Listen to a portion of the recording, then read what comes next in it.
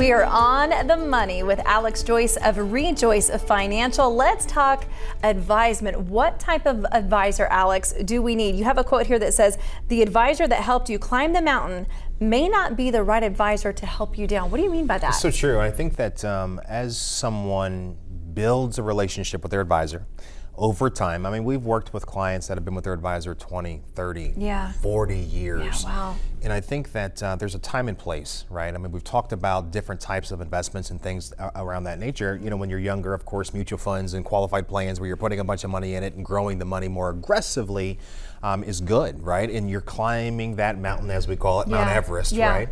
And you're taking a bunch of risks because you have time, right? You have a longer time horizon, if you will. But when you get to the top of the mountain and you're thinking about what to do now, when maybe you're thinking about the income that you did have is no longer existent and you need to live off the money that you've saved, perhaps that's a different style of an advisor.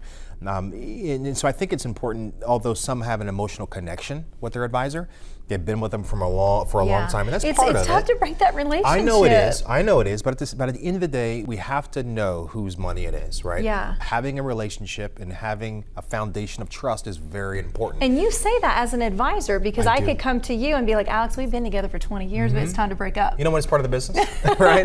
It happens, you know? It's just the way it goes, because, you know, when we're thinking of retiring or we're thinking about coming down the other side of that mountain, growing the money actually becomes probably less important as opposed to maintaining it. It's easy to make it harder to keep it.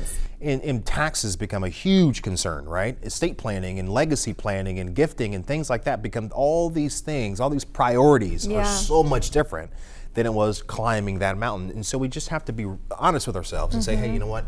Is this the guy or gal that I need in my life right now? And then you just say, it's not you.